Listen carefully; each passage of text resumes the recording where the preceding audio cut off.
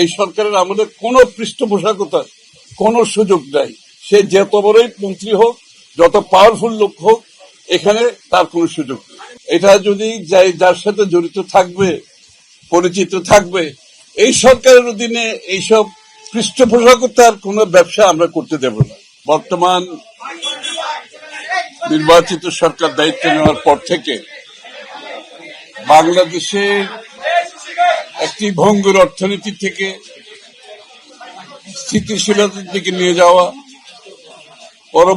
পরবর্তীতে ইকোনমি যাতে take off করতে পারে সেই জায়গায় যাওয়ার জন্য অনেকগুলো পদক্ষেপের মধ্যে একটি পদক্ষেপ হচ্ছে যে বাংলাদেশের অর্থনীতিকে চাঙ্গা করা এবং বাংলাদেশের অর্থনীতিকে চাঙ্গা করে জনগণের কর্মসংস্থান সৃষ্টি করা, আমাদের রপ্তানি বাড়ানো, আমাদের শিল্পায়ন বাড়ানো এবং ব্যবসার জন্য একটি পরিবেশ সৃষ্টি করা, যাতে করে ব্যবসায়ীরা কোনো বাধাগ্রস্ত না হয়ে তাদের কার্যক্রম পরিচালনা করতে পারে।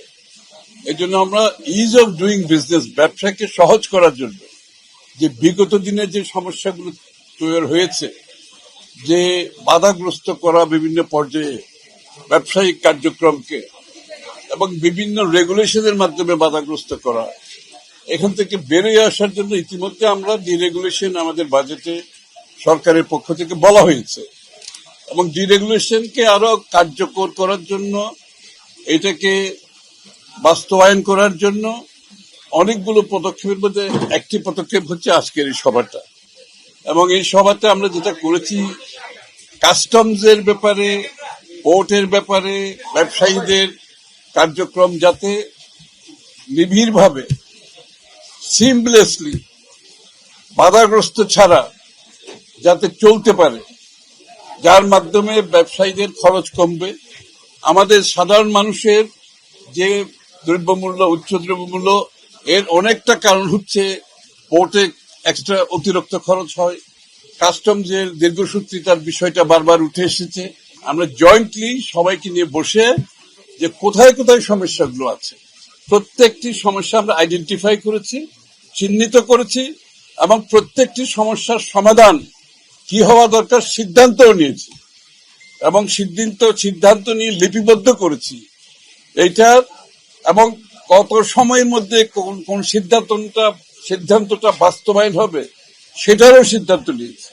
এখানে ওপেন এন্ডেড কিছু নাই, শুধু সিদ্ধান্ত নেওয়া না, সিদ্ধান্ত কতদিনের মধ্যে বাস্তবায়ন হবে সেই সিদ্ধান্ত নেওয়া হয়েছে, যাতে করে আগামী দিনে পোর্ট, কাস্টমস একসাথে কাজ করতে পারে। ওনাদের একসাথে কাজ করার প্রয়োজনীয়তা অনেকদিন আগে ছিল, এটা আমরা এই প্রথমবারের মতো আমরা একটা জয়েন্ট পোর্ট অ্যান্ড কাস্টম যাতে কাজ করতে পারে, যে পোর্টের সমস্যা আছে, কাস্টমসের সমস্যা আছে, ওনারা একসাথে বসে সমাধান করতে পারবে।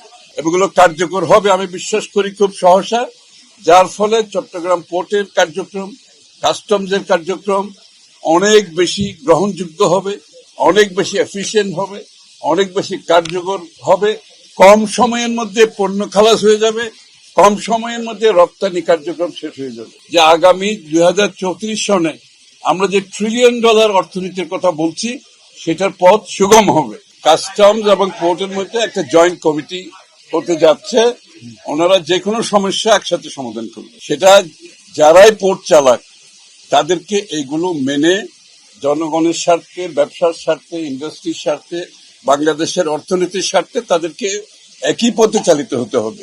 পোর্ট কে চালাবে না চালাবে এটা আমাদের বিষয় নয়, যখন যার হাতে পোর্ট থাকবে, সেটা দেশি হোক বিদেশি হোক, তাদেরকে এই বিষয়গুলো নিশ্চিত করতে হবে।